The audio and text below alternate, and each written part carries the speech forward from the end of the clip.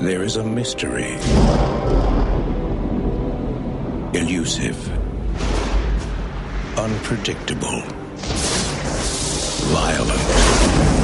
It terrifies most scientists. But for a new breed, the challenge is saving lives. The research is deadly. The laboratory is nature itself. And potentially could be a storm that has a winds in excess of 2 assume the worst at this point. Joe! Bill! It's coming! Everybody underground now! Joe, come on! Get underground! Take cover right now! Joe! Joe, come on, hurry! Go, everybody down!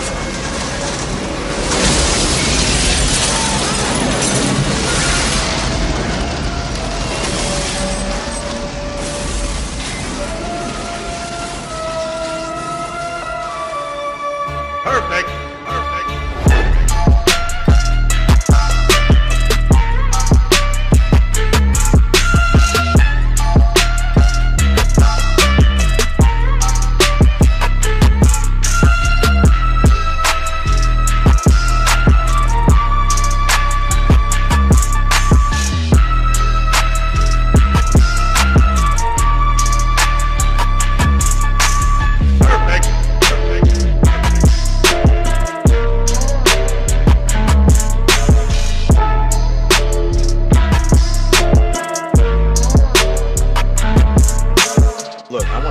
Start this off right now and say that this was and I say this with no animosity or racism in my heart, that this was without a doubt the whitest film that I've watched.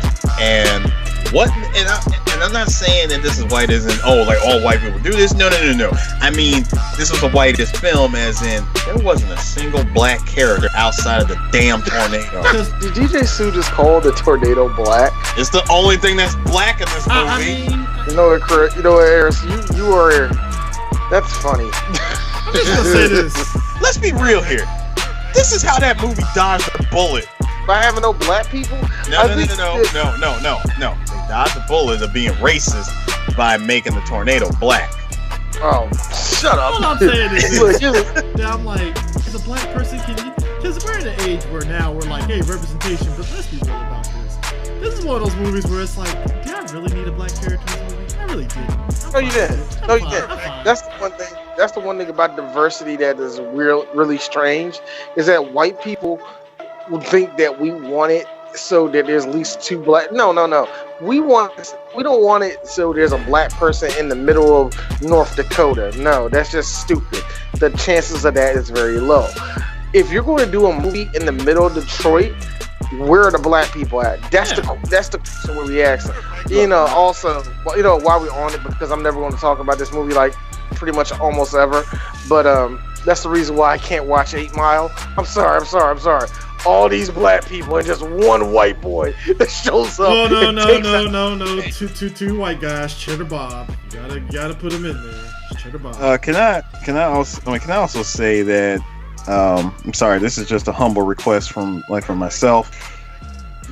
You mean to tell me that we couldn't get? I don't know. I couldn't get Keith David in the command center on the phone or like on a computer Keith or something. David commanded too much money, sir. Come on. No. Come on, dude. This is 97. Keith David was still working on the cheap, dog. Don't sit there like Keith. I love Keith David. He don't cost that much money now. Don't do that. Sir. He was doing Hold on. Before the both of y'all jump on me, I just threw Keith David out there as a placeholder. You could have got anybody. See, I'm not jumping on you. I'm actually agreeing with you because Keith David was doing the Emmy-nominated Gargoyles at this time, sir. So you put some respect on his name. He wasn't getting paid. No, we're talking live action to compared to cartoon voice acting. Cartoon voice acting didn't bring in no money, especially for TV at the time. Don't do that to me. Also, all right? but also, like I said, But also, Sue, Keith David did, go into another over-the-top movie as a person, Volcano. Yeah, he was in Volcano. I forgot about that. Yeah, a year after this movie, he was in Volcano. Another movie where nature just said, fuck all of y'all. This is what happens. But see, that movie had a reason to be diverse because apparently volcanoes explode in L.A. Fine, I guess. Because why not? Because why not? Cool. I'm like, cool, I guess. Okay, yeah, if we could be scientific about it, yes. Most of the land mass that is on the world right now is because of volcanic activity. But let's just be real here. Also, Keith David did survive Volcano, which I was very happy. I was like, I'm surprised he didn't get taken out by like a random lava trail or some shit. A wave of lava takes him out. He didn't go out like Delroy Lindo did in Core. We didn't know that. Delroy Lindo got fucking gravity squeezed to death. That nigga took the gravity squeeze, son. That is the best way to say it. But look, Twister is a fun movie for me. This is a fun movie for me because it's stupid. It's stupid. But y'all guys remember this movie, you gotta, because I know you're about to go to, but you gotta remember that this movie is full of scientific bullshit, but it does the right thing. It tries to explain its own bullshit to the point where you're just saying, fine, that's the plot point, let's just go. But here's the thing too, like what wiles me out about this is like, do y'all remember just again, this is the 90s where every movie like was big. This was it got that. No, I'm talking about like the marketing and the spectacle of it. Like, because you remember like Speed. You remember when Speed came out? It was such a big spectacle. Like, oh shit, Speed buses, blah. Twister was the same thing. It was like all the commercials, them constantly showing that fucking cow in the goddamn tornado and shit. And they even showed the right cow. Like the cow they showed in the commercial was never the cow they showed in the movie, and that pissed off a lot of people. Like Pizza Hut did marketing surrounding Twister, where you buy a pizza and you get a ticket to Twister. It was weird. It was crazy. If you couldn't tell by the cars that you seen in this movie, Dodge made a lot of money off this damn movie. Look. When Everybody Bill Paxton, had a Dodge Rambo Caravan. Bro, when Bill Paxton drove that Dodge to a house, I'm pretty sure a white dude got a fucking chubby off that shit. Like, oh shit, I gotta get me a Dodge. There it is. It wasn't even. Hold on. Dodge 2500. Not just driving that Dodge through a house. How about the fact that the Dodge actually sat there and withstood the freaking eye of the damn tornado? Bruh. Man, it was just showing that how tough the rugged Dodge Ram is. The Dodge Ram, the 1997 Dodge Ram, is fully equipped with stereo, 4 or 5 tires, ABS brakes. The tailgate, the back of the truck can hold upwards of 2 tons. As you see in this movie, it holds a big weather machine. A fuck off weather MacGuffin that doesn't. Okay, look. So we talked about Hurricane Heist earlier this year and how that movie, the beginning of that movie, tried to be like this movie's beginning, where they try to give you some emotional to it. This movie, the beginning actually kind of gave you some emotional aspect to it and stuff, even though seeing Helen Hunt's dad get sucked out was fucking hilarious to me a little bit. I watched that scene. Hell, I watched this whole movie as a kid. I said it as a kid and I say it to this day. He's like, I can't hold on any longer. I can't hold it. Let go. Let it go. Yeah, Earl was gone. By the time Earl was going to let go, he noticed that everybody was small. They're dots now. It's crazy. When he flies off, here's me. Well, at least this movie didn't give me a CGI Shadow Law logo. I mean, it came close. They threatened to, this movie felt like it always threatened us to do some stupid CGI shit. Yeah, it's like they took DMX Growl and just put it inside the fucking tornado. That's basically what it was. That's all they did.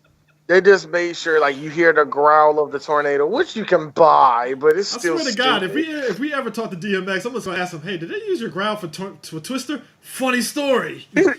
Like, now I'm going to say, let me get this right. So you mean to tell me that you were discovered in early 1996 just to do that growl. Like, pinned you as the sound guy for the tornado before you made that a household thing when you broke out with your album "It's Dark and Hell Is Hot." See, that's where your problem is. That wasn't me. That wasn't me. Credit where it's due. That was Frank Welker. And second of all, Nah, D, you got to go black. It was Michael Winslow, okay? Michael Winslow. Yeah, it's got to be Michael Winslow, man. He's got to keep it black. Michael Winslow. That was Michael Winslow was trying to do his stand-up shit, and everybody was like, "Do the sound effect."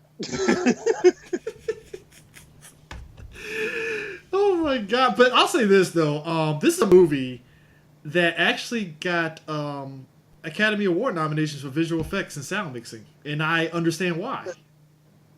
This movie was really early, like you said. It was It was mid-90s CGI. This is when CGI actually started to get good. In my opinion, it really started to get good. They really started to do different things to it. I mean, of course, it's not as advanced as it is now and shit, but at that time, that was super advanced, and for it to look that good, and for you to actually get away with doing practical effects the way they did in this movie with it worked very well. Mm-hmm. And they made it look big. It looked big. It looked gigantic. Even when there was some silly shit they did with the CGI, like with the cows, mm-hmm. It looked good for 1997. It looked incredible, man. So I really won't fault them because looking back on it now, it's like, yeah, I mean, this was released in May of 1996. I'm not gonna fault them for the times where Bill Paxton would look outside. Where he would be outside in the middle of the field, and the sky is quite literally key-framed behind him. Mm-hmm.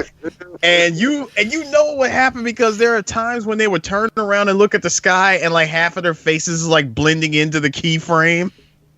Dude, it's weird. There are 90s signs of it being kind of old, but it's fine.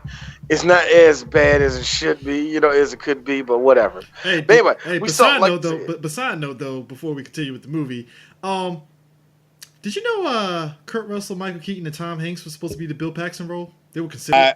I am not all surprised. Of them would have sucked, and all of them would have sucked. I'm just going to be real with it. Tom Hanks would have been Tom Hanks. Was the best one. Yeah, Tom Hanks would have been Tom Hanks to me. Michael Keaton would have been fine, but it's like, I don't know, it would have been weird with him. It seems kind of stupid, but I feel like if Michael Keaton was in this movie, the movie wouldn't sell. I don't know why. That has nothing to do with Michael Keaton. I just got a feeling that this would have been a flop of a movie if it starred Michael Keaton. Also, Kurt Russell. I feel Kurt Russell would have went Captain Ron with the role a little bit, and I'm like, we can't do that, Kurt. I feel like he would have played it straight.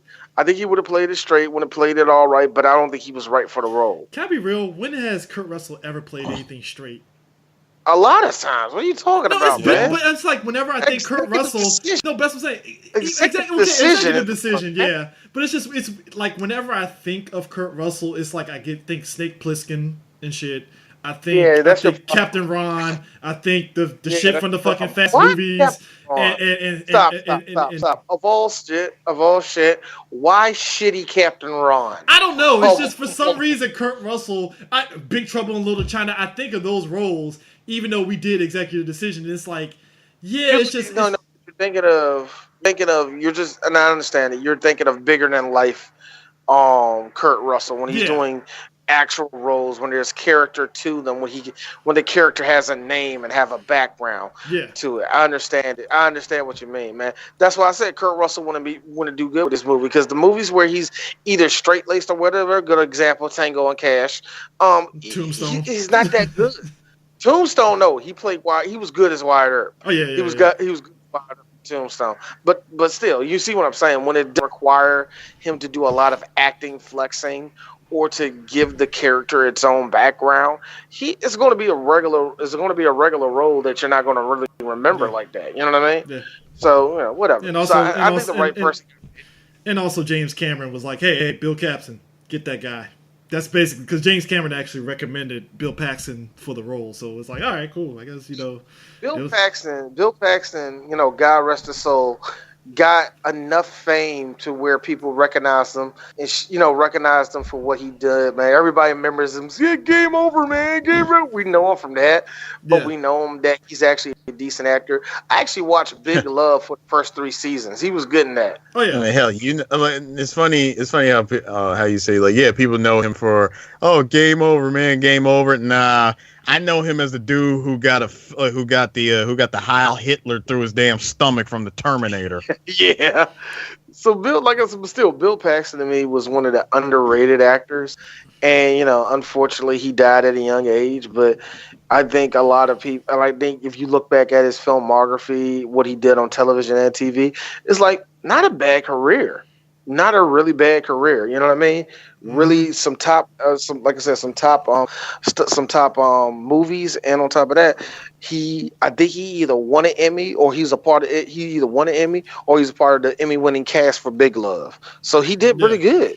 Yeah. So he did pretty good, man. Right person won. Now Helen Hunt being in this movie felt to me the most 90s thing in the world. It's like, Helen, you're doing nothing. Yeah, you're doing nothing. Well, it's more like, hey, Helen, what's Mad About You on break? All right, come on, let's jump in and do this movie. Hey, over girl with your squinting ass. Come on, get over here. I gotta be honest with you. Every cartoon, like The Simpsons and The Critic, made fun of her fucking squinting, and I was like, you know what? It's accurate. She looked like she squints in every movie. Like the only other person that gets it worse than her was Renee Zellweger. Woo! And that's because Renee Zellweger always walks around like her eyes are squinting and her mouth is squinting. Like everything is perched. Dude, I think Joey Adams got it the worst because everybody thought her and fucking Renee Zellweger look alike too. And it's like, well, Joey Adams. Well, look, let's just be real. She's a terrible actress. Can I do want to applaud that the musical score for this movie was done by my favorite, Mark Mancina. Yeah, Mark Mancina did the music of this. Woo. Yeah, he did Bad Boys. We talked about him before. Yep. One of the best movie scores out there. Yep, and he did the music alongside Phil Collins and Tarzan too. So you gotta. Dude's been on. What? No, stop. Wait a minute. Do you really like the Tarzan soundtrack? I kind of do, D. All right, sue me. All right. Okay, Chris. This truly comes from the bottom of D's heart. You are gay ass nigga. Anyway, it's Phil goddamn Collins, motherfucker. All right. What? That'll straw you. Oh, hold on. I'm sorry. Don't name Susudio, don't name In the Air Tonight, and don't name Easy Lover. Pick a song. Home. Shut up, Chris. You picked Home. Of all of the songs, you picked one of the later songs. Imagine that's like me blacking out all like half of Prince's discography. I'm like, pick a song. Here's Chris. Diamonds and Pearls. God damn it! I didn't block that out. Son of a bitch. Like I got everything else. Look. Here's me talking to Eris. Eris over there like, why'd you block it out? I didn't think it was a hit, nigga. And you know what? I didn't think he was gonna name that one. You know what, CJ? I laugh because you said Home. Because of all things, I'd have expected you to say either Against All Odds, One More Night, Two Hearts, or Another Day in Paradise. One More Night. Look, now I will say that One More Night's a good one, so that goes on the list too. One More Night's actually a good song. Now. Yeah, but the thing about it is, like Helen Hunt. Okay, so her character, she didn't apparently, and again, I don't know the process of divorces, but from what my uncles and other people that I know tell me, divorce process could either be easy or hard. And apparently, Joe, that's Helen Hunt's character, has made it hard for Bill Paxton's character to get divorced so he can actually marry his new wife. Yeah, his and the wife. That's a girlfriend he just got with real quick, man.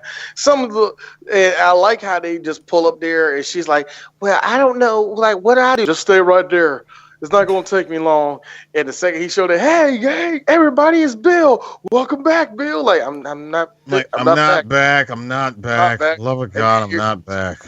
Here comes Philip Seymour Hoffman doing his best Jack Black, and Jack Black goes, "I should like that the rest of my career." Can I point out the fact that you're right, D? Because This is the same year as Cable Guy. Jack Black was playing a very straight character in Cable Guy. Wasn't wacky, he was just a straight man.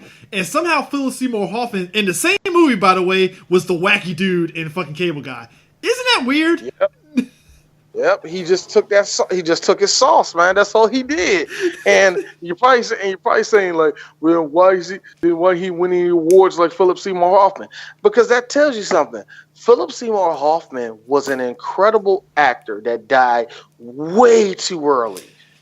I will still point out to me and D's favorite movie, him in Mission Impossible. Like, you got a girlfriend, you got a wife. I mean, this was the most because he's the most boringest villain of all time, and yet he killed it.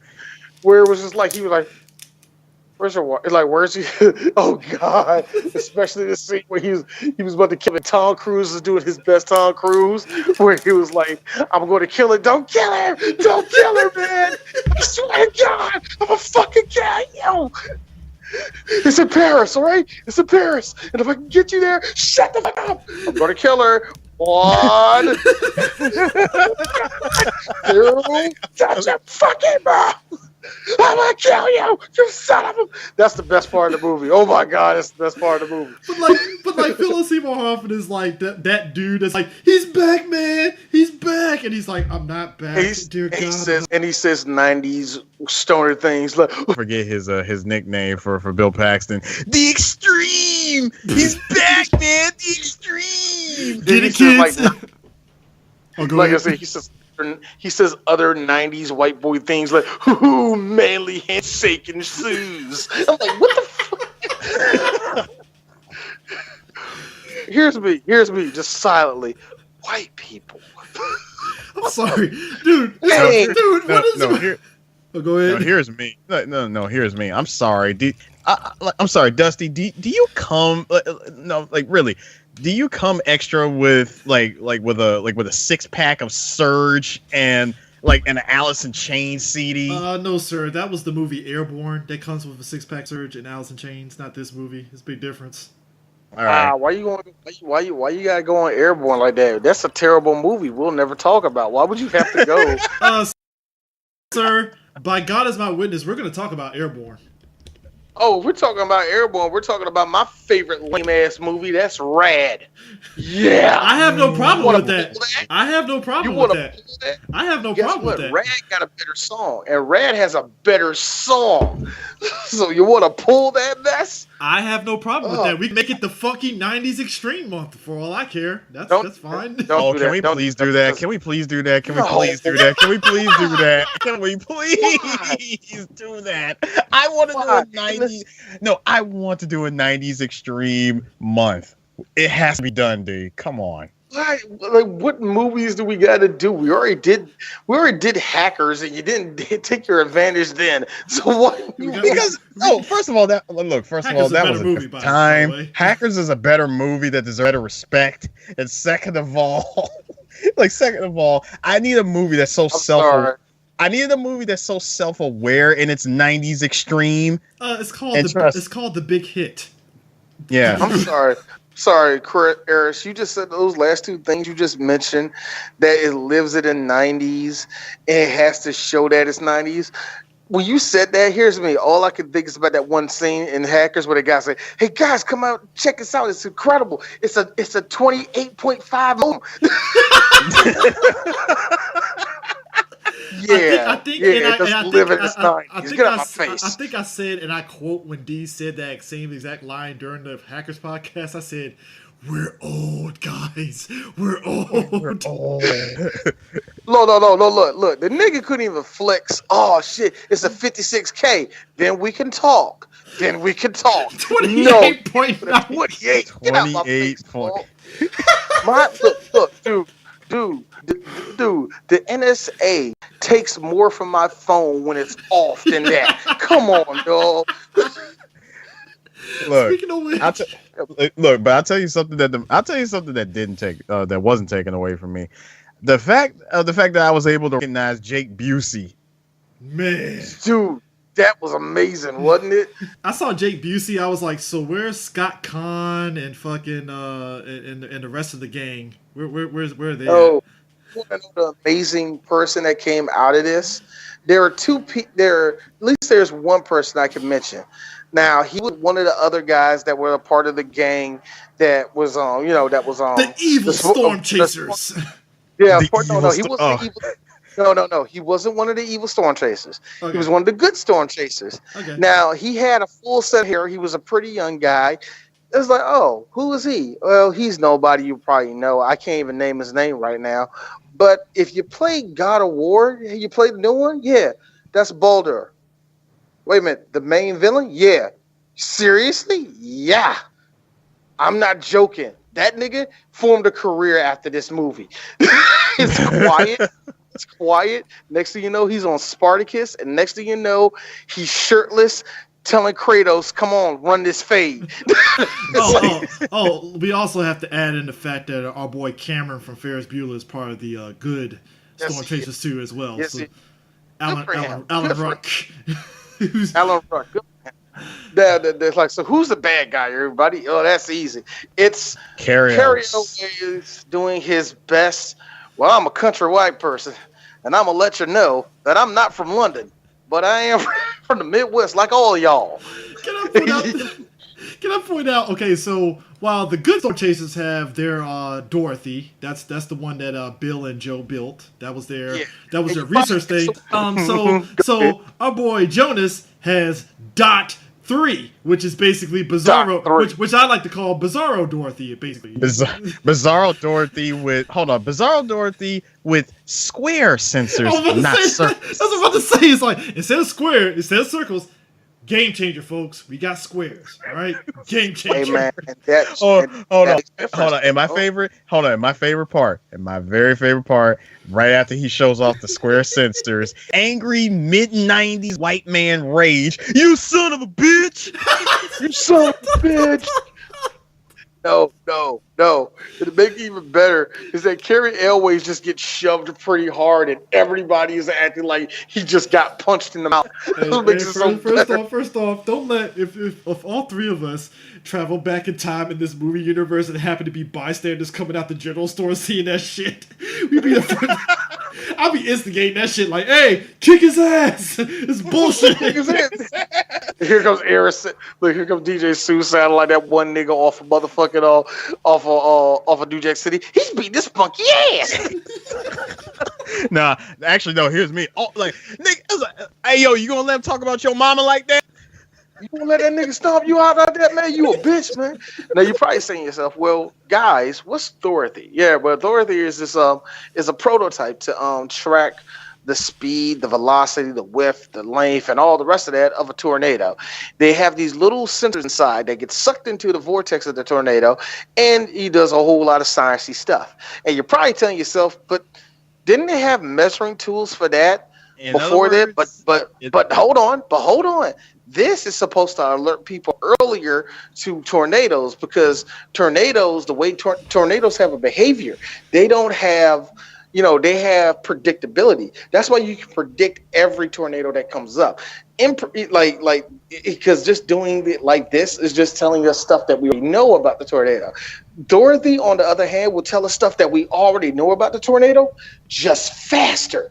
That's the difference. By a mere 15 minutes. But that's what all you need is 15 minutes to know when a storm is forming. Not to know where there's going to be a violent storm coming towards your place 2 days earlier, but minutes before it happens. Because, it can predict the unpredictable. That's what it can do. And you're probably saying to yourself, well, that's science fiction. And I say, you're goddamn right. You're putting way too much thought into this movie. It's a science thing. It works. That's what they need to do. That's exactly how I was going to describe it to you. I was just going to say, so you mean to tell me that Dorothy is really nothing more than a giant metallic canister of science? Basically. Oh my God, Eris, are you a prophet? Because you're exactly right. That's all it is. That's all it really is. It is just a canister of science. So before you start asking any more, intelligent questions like, well, that's stupid. So how does it go into the air? It needs to get sucked into the vortex. And you're probably saying, can't they just lay the thing on the ground and get sucked into the vortex that way? Oh, no. You see, they can't be. Why can't they? I mean, it still gets sucked into the. I mean, I'm quite sure that that the circle sensors actually have the word science written on them.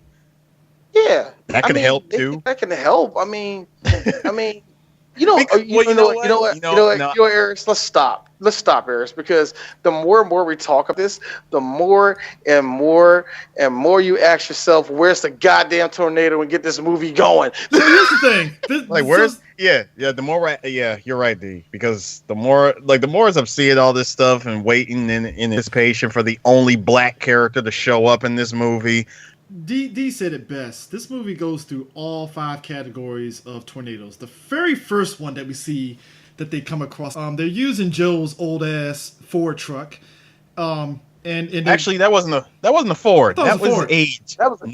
That was a Jeep Gladiator. That was a Jeep Gladiator, sir. Okay. Yep, her yellow Jeep Gladiator. And the funny thing is, they use that whole scene of them driving that truck alongside the Twister for the cover of the actual Twister VHS, if I remember correctly. I think they did. One of the mini posters. One of the mini posters. So as they're chasing and stuff, going through this little ditch, I guess they failed to see, there's a fucking bridge and this truck can't fit underneath it and it gets stuck. So the tornado. And they're like, fuck it, take it anyway. We're just gonna hide underneath the bridge. And the thing of it is, I like how she tried to deploy Dorothy like real quick. She's like, I can do it. And like, come on, man, it's not enough time. Get under the bridge. Hold on tight. Now to her credit, she does do it. But since it's an F1 tornado, it just picks up the truck and then dumps it in the middle of the road, so it doesn't the shit doesn't pick up like it's supposed to. So almost killing Bill's fiance. Yeah, she screams which by the way, I have to say, did you like how his fiance was all, oh no, I don't need to go back, like I want to come along, come on, let me tag along. This ought to be exciting. She has no idea. That reminds you of every white girl that goes out with a Tyrone that's from the South Side. Oh man, hey yo baby, check this out. We about to roll, and we about to see about these niggas, what they about to do. Oh, it's okay, honey. Can I come? Yo, babe. I don't think you really want to do it. Oh, I'll be fine. And then shit gets serious, and she's calling the cops. I mean, I like how they're going. This is all right. The best thing about this movie, is the fact with his fiance, she's like a psychiatrist, right? So she gets phone calls from people, wanting to talk about their feelings and shit. This bitch is around storm activity on a cell phone, and it doesn't turn off. Work of science fiction, folks. Works of science fiction, folks. That is science fiction. That is like. You know what? I would not be surprised if she got a military contract or government contract and they gave her that damn phone. Because that thing was rugged. I mean, it was ruggedized and durable as all hell. Let's be real about this. This is mid 90s. Now, cell phone technology was still kind of in its infancy in the 90s, if I remember correctly. At least those ones, right? Oh yeah, it was. Now, and on top of that, they're in the middle of freaking Oklahoma. And that's what I was going to get to, because I gotta imagine, like, now you drive through Oklahoma, there's probably fucking cell towers out the ass. But I gotta imagine back then it probably wasn't that much. So for her to still be having contact, I'm like, how the fuck you still on the phone? Nigga, that is one strong look. That is one strong ass antenna on that phone. I have that cell phone in 2 places in Oklahoma. Tulsa and Oklahoma City. Anywhere outside of that, it will go dead. I don't care what you say.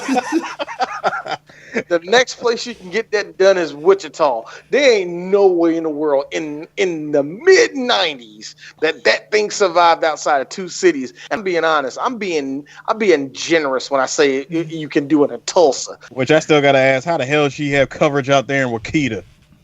Bullshit. Listen. Sticks. You still on that jump, man. Come on now. Now here's the funny part. So the second F2 tornado, this is where the evil storm chasers are. They're both kind of chasing, and Bill was like, "Hey, I'm mad at this nigga. I'm sorry. I'm mad at this nigga Carrie Elways. I'm mad how they describe it. They was like, "Who's that?" They're like, that's Judas. He joined. He's in it for the money. He ain't in it for the science. He has sponsors and all this, and I'm like, sponsors? Who's sponsoring him? Coca-Cola? What are you talking about? Gotta be real. You know who he was sponsored by? Fucking Lockheed Martin. Because goddamn, he looked like he was sponsored by Lockheed Martin. That is Lockheed Martin. First of all, they rolling in was it in early prototype 1998 like Ford trucks. No bullshit. Nope. As a dude that respects the line of cars, all of those were Dodge. Those are all Dodge. That's right. It was all Dodge. Rams. Yo, real talk. I'm seeing all this. I'm like, oh shit. Here comes the Weather Channel's paramilitary out of nowhere. Fucking Diamond Dogs and shit. And knowing that the way that Jonas is like operating his team, I'm like, yo, these are some straight up PMCs operating off of SOP. But here's the funny part: his fucking driver is the only one. Like, I don't know, that Bill guy, he's actually a pretty nice dude. And Jones is looking at him like, I should kick you out this car right now. I'm sorry, person that didn't see this movie. Why haven't you? But I'm sorry, person that hasn't seen this movie. There's a reason why Jonas said that. You see, Bill has special powers where he knows how a tornado is going to move. All right, you know what? Look, white people, look at me. I'm sick of this shit. Okay? I know this movie came out in 1996, and I'm sick of this, white people. You don't have extra powers, okay? You're not allowed to have extra powers. You can get a loan with dirt ass credit. That's all your superpower right there, okay? You don't get Bagger Vance powers. I'm sorry, you don't get Bagger Vance powers. That's just no. Bagger Vance turns the motherfucking Geronimo and shit, and he can track the buffalo. Fuck you. I love the fact that he was able to tell. He was able to tell what kind of tornado was coming just from picking up some dirt off of the road. No, guys, you forget. This dude knew where the fucking tornado direction it was going because he immediately fucking turns a hard right and shit, and Jonas is like, where the fuck's he going? Oh shit, he knows where it's gonna go, and it's like, well, it's too late. He knows where the tornado's gonna go. And I'm sitting there, I'm sorry, is Bill a new type? What type of bullshit is this? Is Bill a new type? You can't just be making up little superhero powers for him, man. It's already bad enough that this nigga's a good weatherman, okay? That's where it stops. It's already bad enough that you are making a machine that is fucking pointless, but it's the whole point of this fucking movie. That's bad enough. That's bad enough. You got all that shit. You had to give me Bill goddamn Paxton, because when I build Paxton, I see motherfucking Mohican in him, and he knows the nature. Get out my face, dog.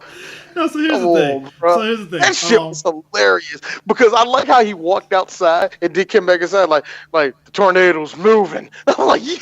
But here's the kicker though too. We get the scene where they're going in between those big, tall, like water sprouts or whatever and stuff, and they're like driving through it. And I was like, look, I have driven back from like North Carolina in hard ass rain that's so hard that you can't see in front of you and shit. I can't imagine driving through that shit like it's just normal.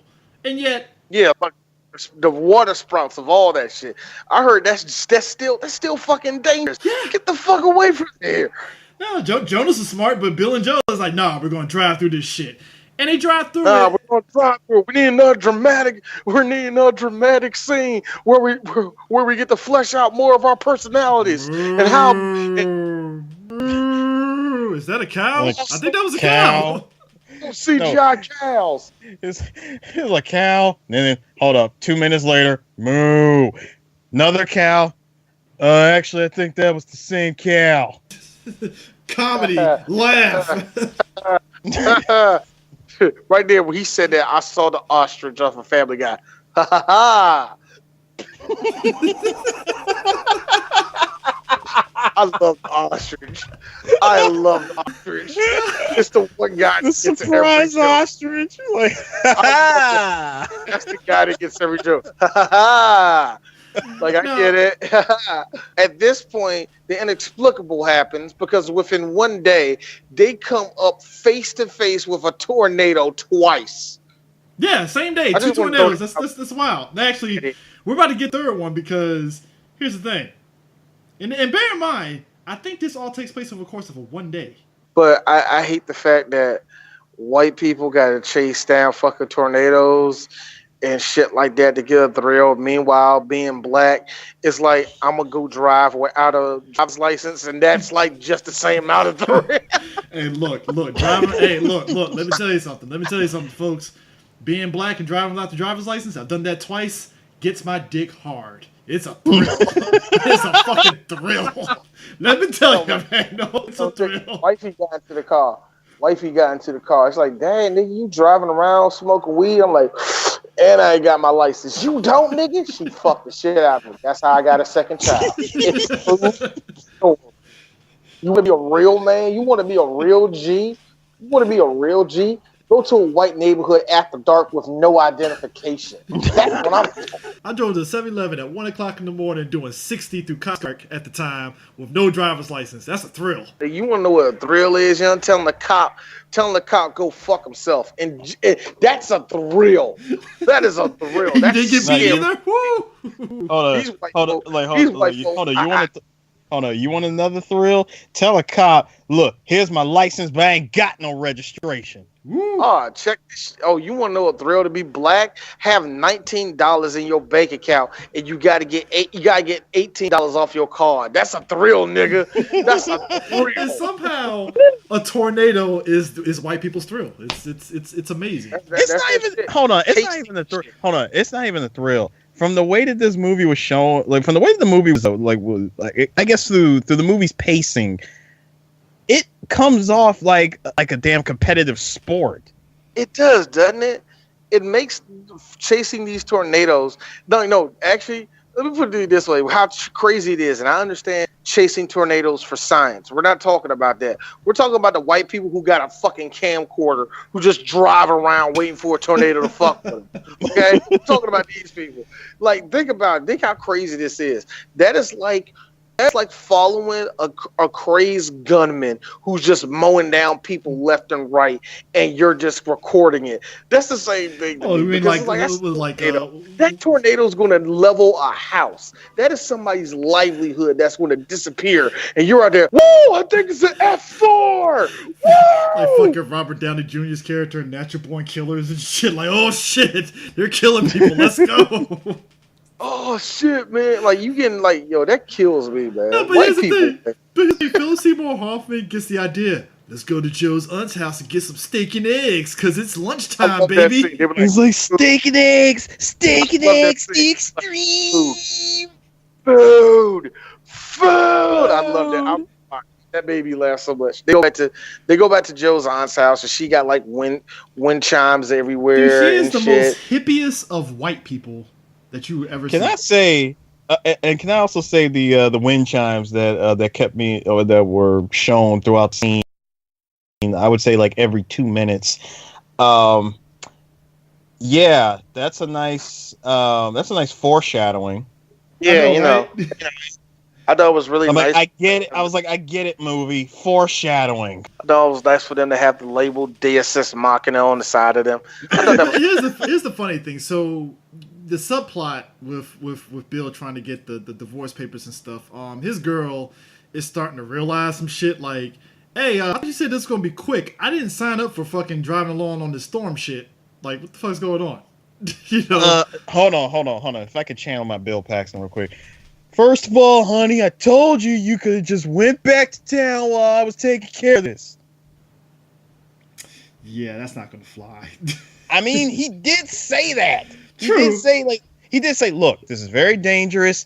Like, did you not see me? Did you not see me in my angry 1996 white man rage? You son of a bitch! Did you not see me try to lay out freaking Jonas? He shows up with a freaking carbon copy and tries to take the credit. No, I'm not letting it fly. And you heard what I said to Helen. Like, you heard what I said to Helen. Like, you heard what I said to her. I don't care. If this thing gets off the ground or not, I'm giving you 1 day. Man, and that's what makes it funny is because Joe has that little heart-to-heart with her aunt, and her aunt's like, yeah, so I can kind of figure out that you still like him, still, so that's probably why you didn't sign those divorce papers. The thing that kills me is that 4 seconds in, where they're going to the first tornado, it's like, you always do this. I do what? You always do this. You always laugh. You don't do that. Well, I just want to do it my way. You can't do it my way. Here's me the whole time. Put your dick in her mouth in the movie. Just put it in there. I'm tired of you two. I gotta be real, man. I'm pretty sure he could have hooked up a 3-way with his wife and Helen Hunt. No, he couldn't. No, he couldn't. No, he couldn't. What is with you adding more science fiction that we already have in this movie? Hey, I like to sit there and test the waters, all right? Clearly, that's probably the wrong way to test the waters. Oh, look, nigga. That zapped away after the first tornado. Let's not act like... After her first brush with near death experience. Hey, for a second, did you not see God just take Helen Hunt's Jeep and go Kobe and just drive right there?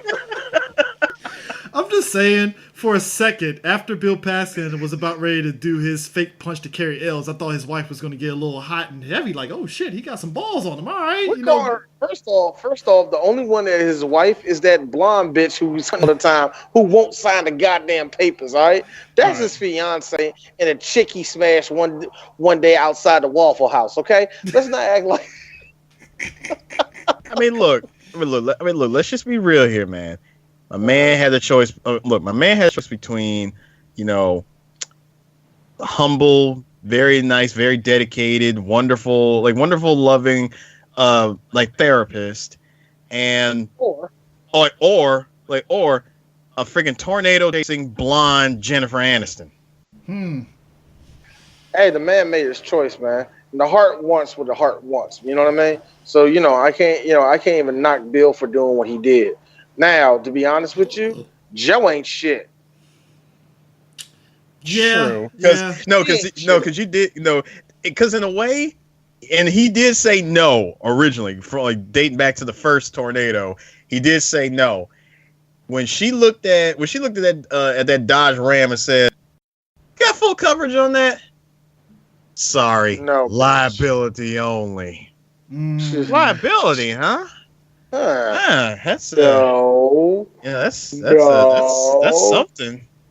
I'm like, and the road trip begins. Yeah, I mean, look, the second you saw that hitch off the back of his truck, and you saw him looking all sad, I was like, cue the audience. We get to the all important third one, the F3, where it was hailstones, where and all that good mess, and Joe was hooked up. So she has another moment where the tornado was coming to her, and she has this weird thing. And I said, again, white people, I want to see it, bitch. Just like chill. Glance up. I want to see it. I want to see it. I want to see it. I want to see it. No, man, I want to live. And he like, what's wrong with you? You keep on doing this, but it has to be my way. No, it has. Why would you stop doing this? See what's in front of you. Like what? Like me, Joe? I'm here. And when he said that, he didn't know that he was still on radio with a hot mic, and his fiance is sitting. His fiance is sitting there. Wow. So it's like that look. And Dusty over there like this. Dusty over there like, oh shit, that mean I can hit. Okay. See, we didn't talk about this. Dusty been trying to make this move with fucking Bill's wife, and I'm like, no, he hasn't. Because Dusty's like this. No, because Dusty, for real talk, is a gentleman. Because the only lady that makes his dick hard is old Mother Nature.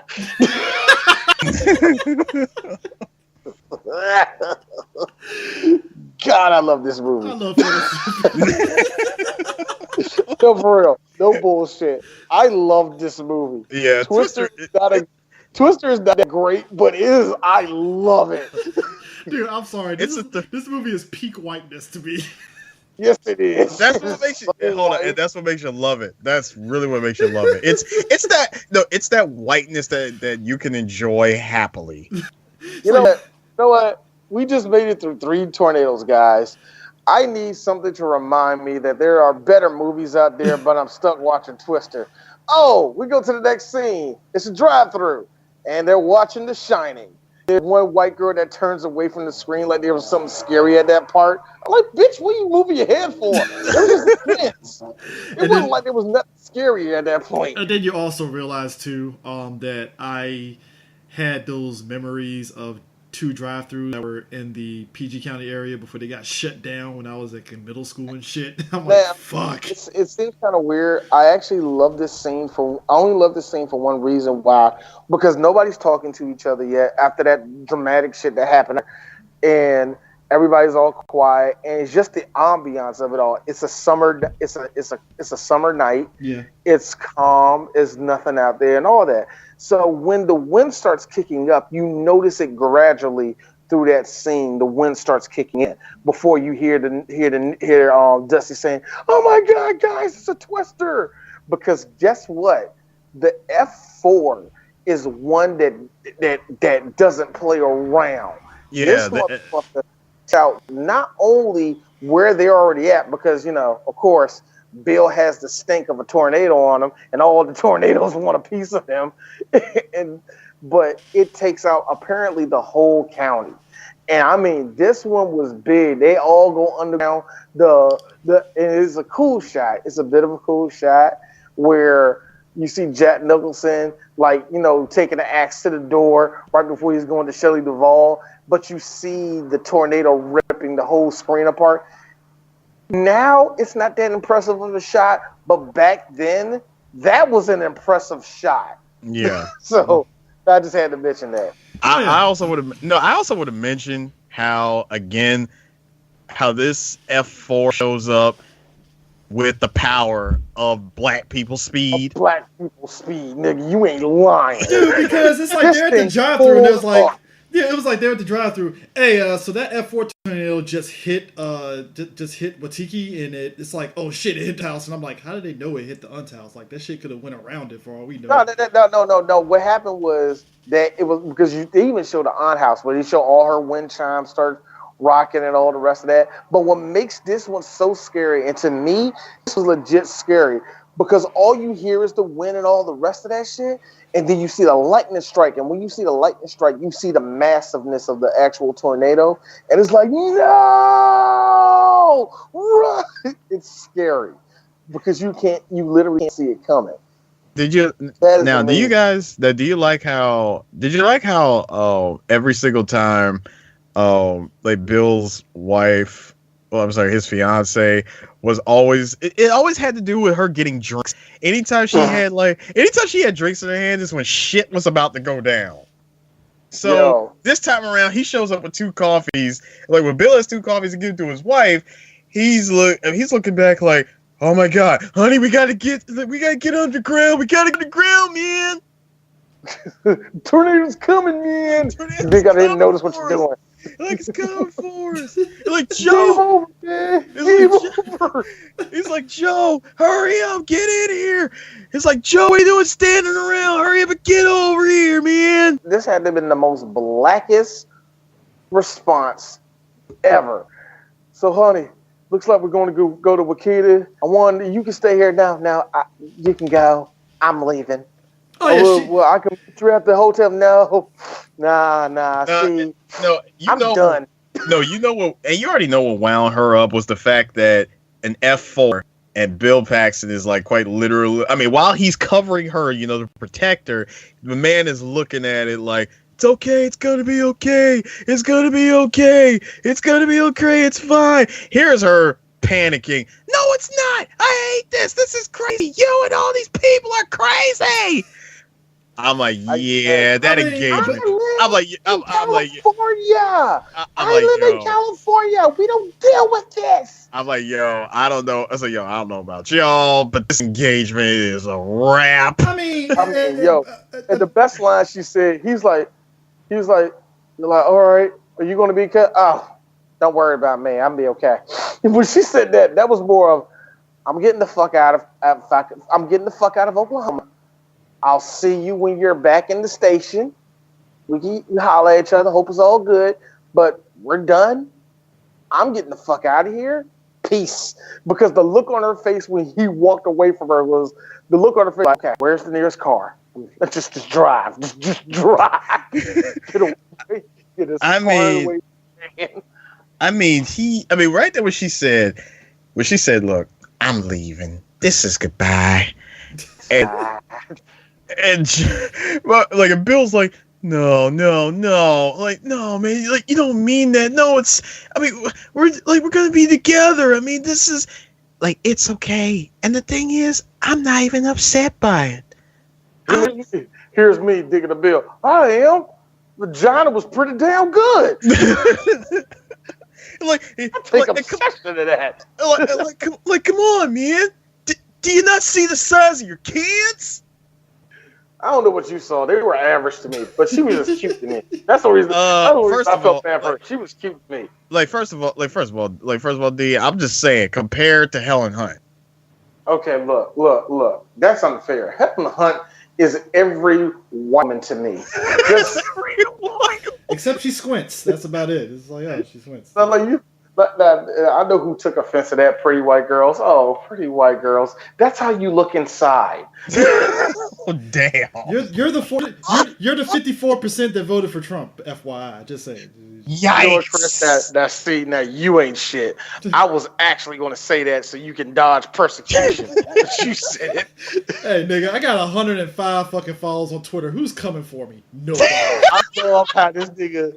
You know what, Chris? That was beautiful. You picked the small number and said flex. Let's go. Who's coming for my me? Arby's big. He's like this. My Arby's better than Kanye's, bitch. Let's go. 105 followers. Who's really coming for me? Come on. They're all deadly loyal too, nigga. Who coming for me? Who's really coming for me? Yo. But seriously, she decides to leave. And she tells us, like, yo, real talk, it was gonna end sooner or later anyway. If not then, there was gonna be a dick sucking session happening, and that would have been over too. So, just saying, it was gonna happen at some point here. Then after all that bullshit that went down, right? The shit that get me is that they go to back over to Wakita. Their aunt is like, oh, I don't need any help. I'm all right. Like, bitch, you have a concussion. Didn't you also, wasn't there a house on your legs? How are you walking? What's going on here? The whole house crumbling over was a wow to me, too. And the dog survived, too, by the way. It's like, oh, dog survived. Because it has to, because let's just be real. If anything happened to that dog, the audience would riot. Chris, you already know the hierarchy. Number 1, white men. Number 2, white women. Number 3, golden retrievers. Hold on. Notice these specify the animal. Yes. Number 4, collies. Number 6, Scotties. Number 7, wiener dogs. And you want to know where black people in? You know where black people are at? We're the 165. Like 165. I mean, come on, man. They look. No, Eris. This is black people, parentheses of any kind.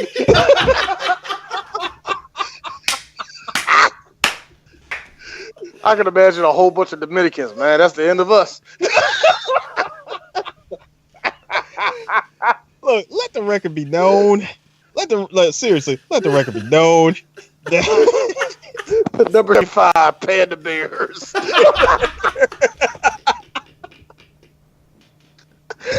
Oh no! See, so when I had said that the dog survives because he ate an Odos record. Number 20, a Bob Dylan record. Exactly. Johnny Cash, number 5, right there. Oh shit!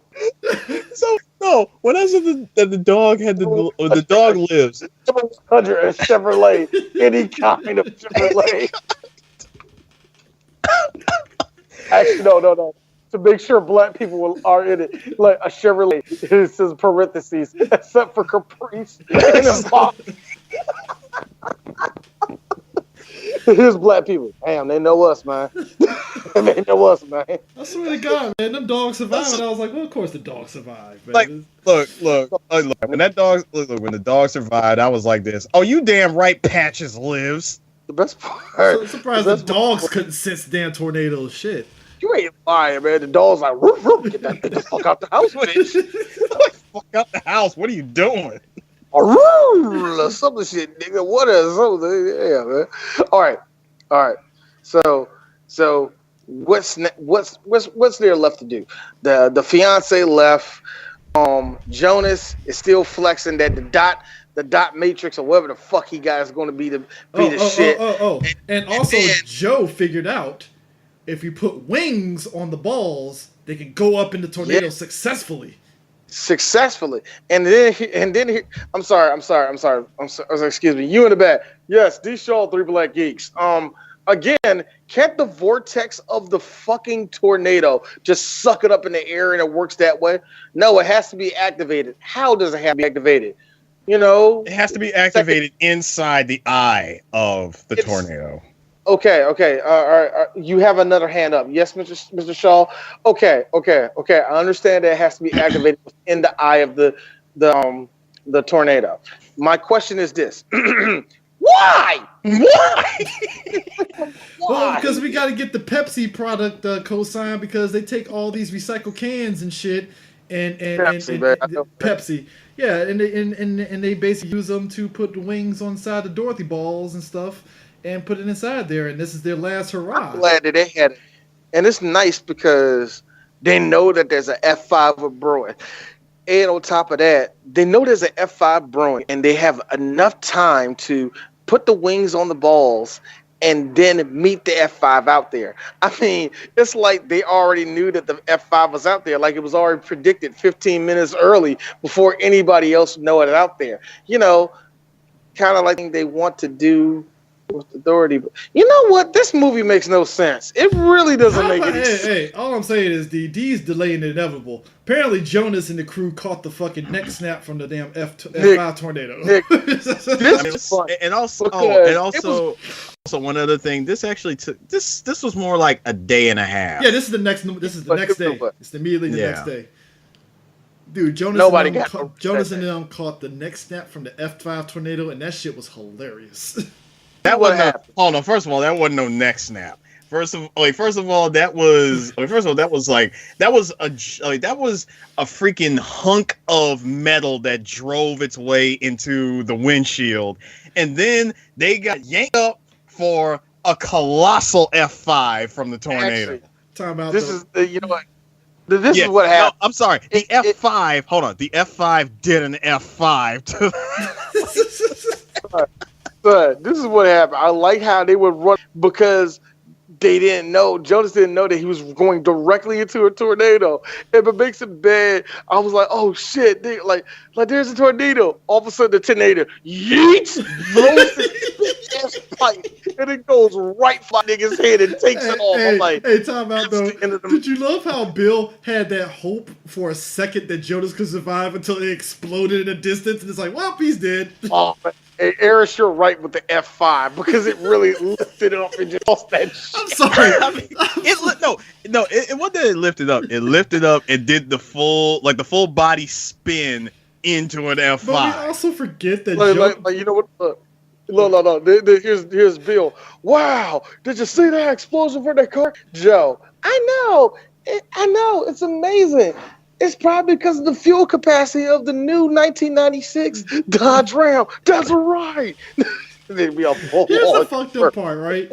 Bill is telling Jonas, "Hey, dog, you might want to kind of go in a different direction from it because you're going to be in the eye of it." And Jonas is like, "Oh, this motherfucker's trying to one up me. Fuck you!" And turns off the radio. Like, nope. Now you know what? Now did you like how his driver was telling him, "Oh, no, man. I don't think he would actually put us in harm's way." I personally believe that Bill would not put us in harm's way. You, on the other hand, nigga, I got date on you.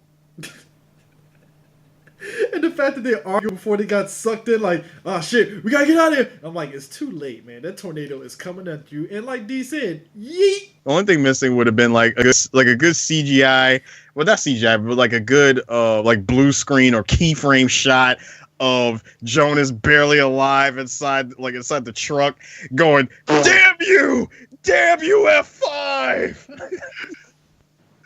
right as it landed and exploded. I really thought you was going to hit a geek or be, one day I'm going to get that filthy tornado. Shaking his fist very enthusiastically. One day I'm going to get that tornado. Dude, that shit from fucking Jaws is like, we're going to need a bigger truck. Man, I ain't never seen, man, that's amazing. We got to see two cars in this one get power bombed into the ground and it completely exploded. I can give it that, man. Now here's the thing. So on attempt number 5 to get Dorothy up. 8 if you ask me. Yeah. 8 if you ask me. This is attempt number 5, Dorothy number 4. Yeah. So basically, they got success with it, but the success comes at the expense of the celebration music is hit, but that tornado is still coming our way. Fuck it. It was so stupid though. But here's the thing that get me though. Not only did they say, all right, this is what we're gonna do. I'm putting the cruise control, we're gonna jump out the truck. And I'm thinking to myself, all right, cool. So it goes right into the tornado. Like you said, it gets activated as soon as it gets to the eye, and they all flew up into the air and all that, right? I'm like, wow, it's stupid. And they can see everything about the tornado. I'm like, that's wonderful. And I'm thinking to myself, they already had technology, did they? They already had this technology, did they? Mm-hmm. Like, whatever. But then it was so, like you said, Chris, the celebration music stopped, and Bill was like, oh shit, I just realized that's an F5 tornado and we're only 400 feet. What? Holy shit, it's an F5 tornado and the self-destruct sequence has been initiated. We have 5 minutes until explosion. Oh, and you also forget. Bill, I have even more concern for us. There's only 8 minutes of the movie left. Holy shit, let's move. And then they happen to go into a water facility barn. And then Bill is like, hey, if we strap some belts onto these pipes since they're like 1 mile underground, we can stay safe. I'm like, actually, I will give the movie this one thing. Before they went into that, they went to a shed before it, and the shed had nothing but like buzz saws. Thank you, G. Thank you. That's what I was about to mention. I'm like, when they went to the shed there, and Joe's like, who the hell are these people? Farmers? And I just love the fact that Bill was like, nah, we ain't staying here. We did that. Here's me. I'm sorry.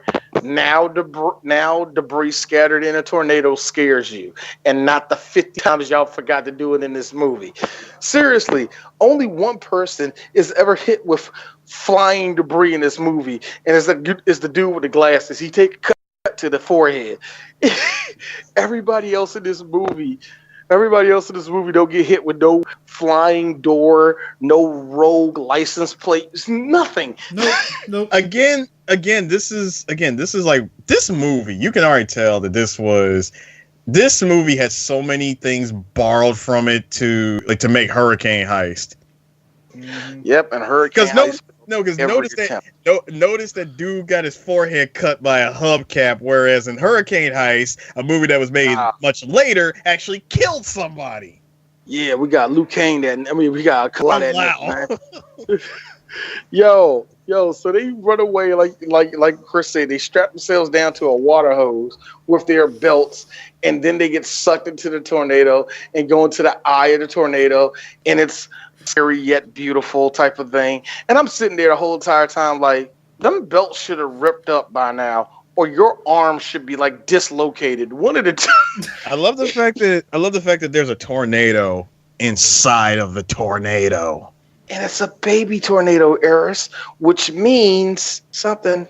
But let's be no. You know what? You already know what it was. It was while they were holding on for dear life, Bill is whispering into Joe, like, whatever you do, don't let go, man. It's not gonna bring your dad back. He died a long time ago, right? Well, clearly she needed this torch. You're not magically going to see your dad inside the tornado. Yes, Joe, I'm all right.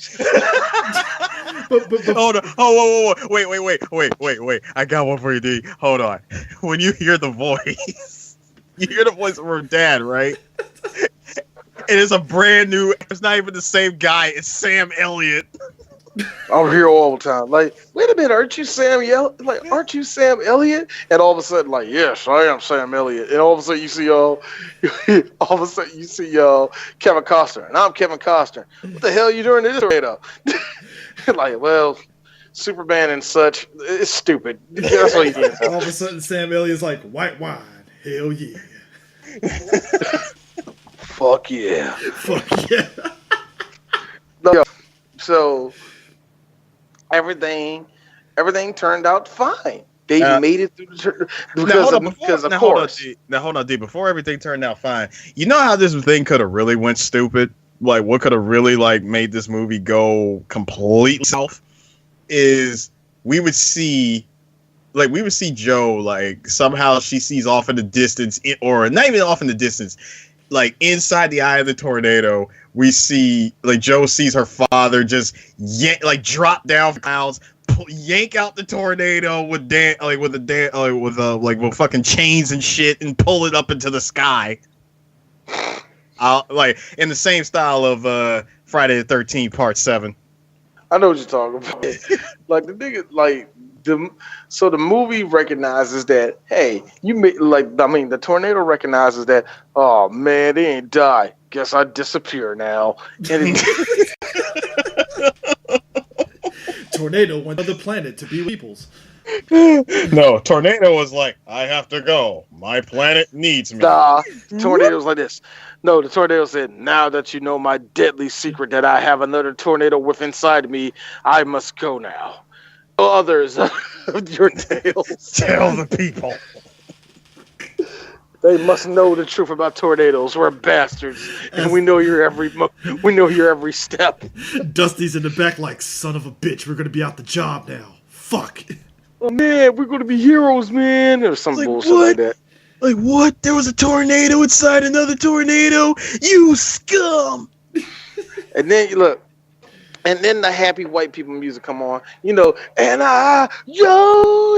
did it. That type of music came on. I am shocked that there was there was an official soundtrack for this. Shit. There was. Pretty sure there's nobody on it except one inexplicable. I'm pretty sure there's one inexplicable song where Godsmack did a song or some shit. It goes somebody who don't belong on it. Van Halen, Tori Amos, of course. Tori Amos, Soul Asylum, Katie Lang. What? Red Hot Chili Peppers. Lisa Loeb. The Goo Goo Dolls. Shania Twain. Stevie Nicks. And Eric Clapton. But that was a song from off of TV and shit. But yeah, that was the soundtrack right there. You know what? Actually, we got two. Wait, hold on, CJ. We actually got two Van Halen songs. Oh yeah, that's right. It was two Van Halen songs on here. You know what we actually missing in my of all that shit? We're missing a song from LL. Here comes the twister. Deepest twister. My head is like a shark's fin. Oh shit, wrong movie. Here comes the twister. I'ma miss you. Some shit like that. First off, Cool J was in this movie's ass and be going after the first 5 minutes like, nah, dog, I'm gonna go back to Command Center. No. Thanks to Eris now. What? Thanks to Eris now. And me saying LL Cool J, now all I can imagine is the F5 with a do-rag, an earring, and Timberlands. Time out. Can I laugh at something real quick? It got nominated for Golden Globes and stuff for the special effects, right? Check this shit out. This fucking movie won, and again, I know it's not really a serious award. The caliber of what was happening in '96. This shit won Best Action Sequence at the MTV at the Movie Awards. I'm like, get the fuck out of here. Yeah. But Chris, you said it earlier, man, that this movie took up a lot of the pop culture at that summer, man. It was a legit hit. It beat it, dude. Okay, so, let me get this right. It beat out the fucking Arnold shit from Eraser. It beat out. Yeah. It beat out. Okay, here's what it beat out. It beat out the Ferrari chase in San Francisco from The Rock, which I'm like, wow, Not really? that good. Okay. Not that good. Not that good. It beat out the train and helicopter chase in Mission Impossible 1. Wow, really? Yeah. It beat out the alien. Okay. It beat out the aliens blowing up the cities in Independence Day. That's debatable. Okay. And it beat out Arnold Schwarzenegger's fight in the airplane and free fall afterwards. I'm sorry, it doesn't take away from the first one, man. I mean, really, really. Can we also say that that it's no wonder that Jamie Gertz left why she got out of that movie like towards the third act, because she did get that, what was it, the Stinkers Bad Movie Award. She actually won Worst Supporting Actress. Dude, it wasn't even dude, that's so shitty, because it's like, how is she the worst supporting actress? It's like, this is why I don't like This is why I don't like the Razzies. This is why I don't fucks with motherfucking Rotten Tomatoes. Shit like this. Like, stop. It's like you're not. That's mob mentality. Bruh, hold up. Wait. First of all, God, see, like you said, the Razzies. Here's another one from the Golden Raspberry Award. Worst written film grossing over $100 million. It won. Michael Crichton and Anne-Marie Martin both won worst written film grossing over $100 million. And Jamie Gertz once again nominated for Worst Supporting Actress. See, this is my thing, right? All right, two things. Jamie Gertz doesn't deserve it. Number two, Jamie Gertz is still acting way more than Helen Hunt ever will. And thirdly, Jamie Gertz is a MILF. Seriously, she looks good. MILF. Yeah, she looks good. I know she's like I said, she's still got active work. She's still doing active work. I know she's on Still Standing, so she's still doing shit. Yeah, she's only 53. Yeah. I mean, here's the thing though. Twister, and it didn't have much of a competition this weekend because this shit was like a monster opening weekend. Because dear God, it fucking it took out Jean-Claude's The Quest, it took out The Birdcage, The Great White Hype, Original Gangsters, The Craft, The Truth About Cats and Dogs. Holy crap! That thing had nothing to worry about. It murdered people opening $41 million opening weekend. You know what that reminds me of? That reminds me of God, who was that did very well, but they had nobody good to. Oh, that reminds me of Black Panther, where they was like, "Who's out there at the time?" 50 Shades of Grey. Shit, hold my beer. Oh, Amy Schumer. I forgot Amy Schumer's movie too as well. So yeah, but still, it didn't matter. It was like, shy, Cole. We ain't got nothing to worry about. Twister was in the boat, man. They had nothing to worry about. Yeah, who's checking for Lisa Kudrow? Nobody. Who's checking for nobody? Who's checking for the black people in the Original Gangsters? Nobody. So no. And who's going to actually see Great White Hype in the movie theater? Nobody. All them black folk waiting for the to come out on VHS. Come on now. Yeah, it was a monster, man, and it shows how much legs it got, because that shit made like $241 million by the end of its run, and I'm like, holy fuck, that's. I think. Yeah. Total amount is it's what is it, $494? Yeah, it legit deserves to be one of the highest grossing films of all time. It really does. Just for what it did. I mean, I'm saying that in the sense of if you take today's money and put it back into the 90s, it got close to $1 billion. You know what I mean? That's like it. It's a legit hit, yeah, and yeah, I can agree to an extent where the Razzies was going. It is a bad movie. It's a badly written movie. But here's the thing about badly written: there's badly written, and then there's badly written that's not fun. This was a fun, badly written movie because you can forgive all of its sins because you're having a good time. So it's fine. It's fine. I get where you're coming from, but it's fine. I mean, it got its own.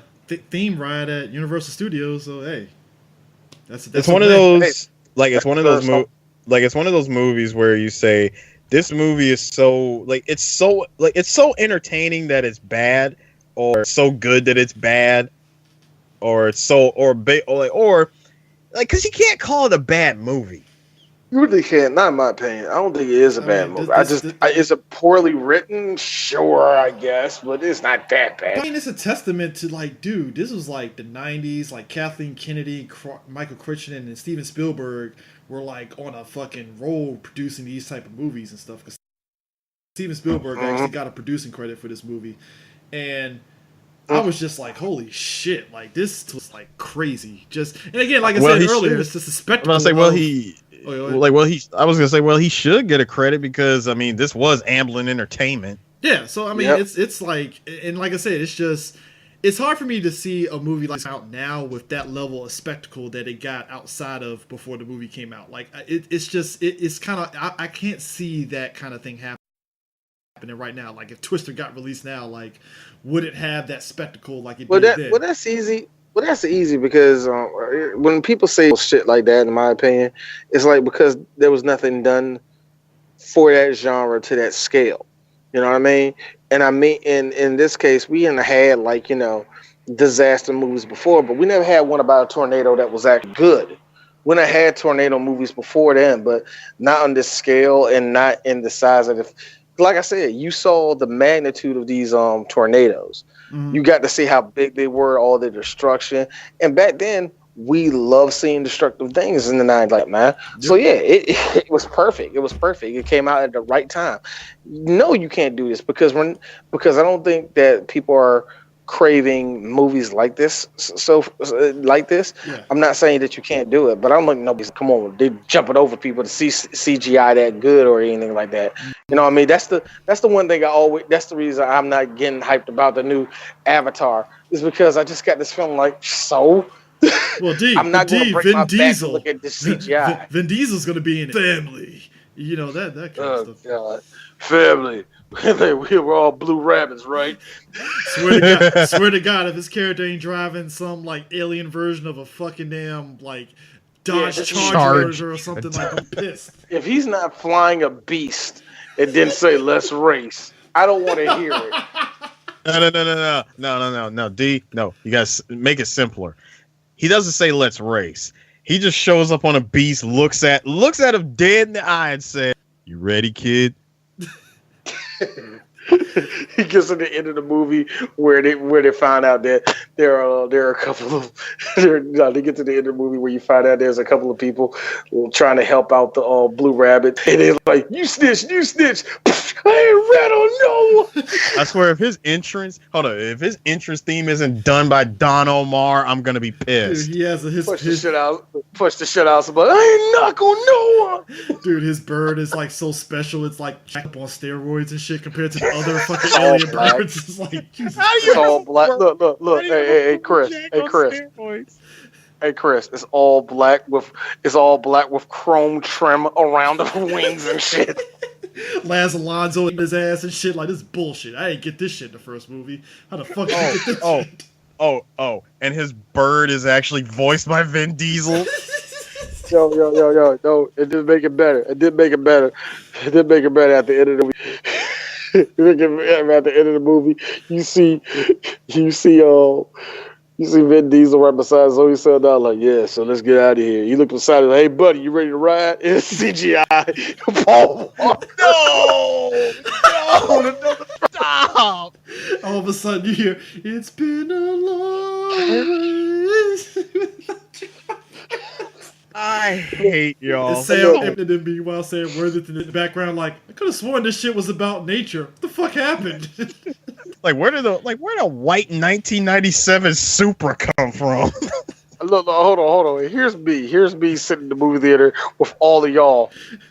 James Cameron needs to get locked up. I don't think he knows. We need to check his mental status. What did I just watch for the last 3 hours? No, D. Here's me. Here's me. So he put the Terminator reboot on hold for this. Here's Chris. No. Are we going to talk about the second act where that bird clearly flipped over 5 times? Flipped over 5 times. Side note, and didn't explode.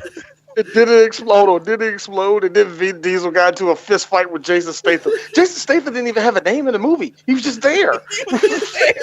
He's somebody for Vin to fight. Nah, he's fucking homeboy. He's like long lost son, illegitimate son and shit. You know, but nah. You're Like right. I said, no. I low key think James Cameron is sick to his stomach that his movie got folded in with Disney Marvel. He was smack talking the fuck out of Marvel stuff. This now it's like, so it's kind of awkward. Probably Ain't it? still, look, you know he still is, and I disagree with you on that. Only in the fact that you know he still is, because even when come on, how many times have we been in a job where we say fuck no, we're not going to do, and then that thing happens at said job, and you're sitting there, you know, for the next year and a half, because let's just be honest, you're not going to quit that job. You're just sitting there for the next year and a half, just grumbling to yourself. Let's be James Cameron for the next 5 years, okay? So I enjoy that. He ain't going nowhere, but he gonna be big shit. It is gonna be great. Anyway, all right, so that's a good show. This is a good show. I'd like to make an announcement to everyone that is listening to this. DjTsu is coming home. He's coming home. He's coming home. He's coming home. This is a white people song, a very white people song. I don't care if a black man rapped. Vince is going to sue the fuck out of us for that shit. I don't give a shit. But look, check this out. DjTsu is coming home. This is actually ends a big era of the show, which I call the Japan era of 3 Black Geeks. And Kyoto Saga. Yeah, the Kanto saga of 3 Black Geeks. I like to say it's fun for us because that means we're evolving. We're going to do more things. At least we're planning to do more things and all that. But all three of us are going to be in the States again. All three of us are going to be in the DMV again. It's going to be fun. And Eris, are there any words that you can give to people of your time living in Japan? Keep it very short. If you could describe Japan in a sentence for everybody, what would you say? Japan. It's a country. He made his point. I think he made it poignantly. DjTsu is not going to mention the fact that the Olympics is coming to Tokyo, and he's saying, "Oh hell no, I got to get the fuck out of here before they start raising the prices of coffee and shit." So I got to get out. Too late. They've already done that. They've already raised the price on coffee. They've taken away the porn out of 7-Eleven and other convenience stores. Wow. Japan. I just look at it like Japan. Stop trying to hide who you are. Stop it. But hey, at least you come back to good old America and you can go into X videos and X hamsters and spank bang and just look at good old quality American porn and you'll be good. And of course have my internet spied on. Oh yeah. Hey look. Shout out, but I ain't gotta worry about that too much. Shout out to that good old VPN. Woo! I know, right?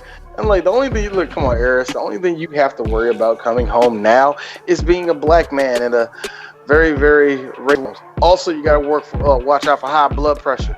Also, you gotta watch out for hating ass niggas within your own community that don't like you just for whatever fucking reason. Also, you gotta worry about your own background as far as like heart defects and stuff like that, because it hits black people 10 times worse than it hit white people. Oh, you gotta get the stress and all that. Look, I don't know why you coming back to America, niggas. We're really trying. So basically, I'm coming back to Twister. Ah. Well, all right. Well, there you go. See, it's insane. It's insane. So the next time you hear from us for 3 Black Geek Show, I don't want to say May, but if you don't hear us until May, yeah, you're going to hear us in May. Oh, one other thing. I did it like I was on a podcast for Mega Late Show.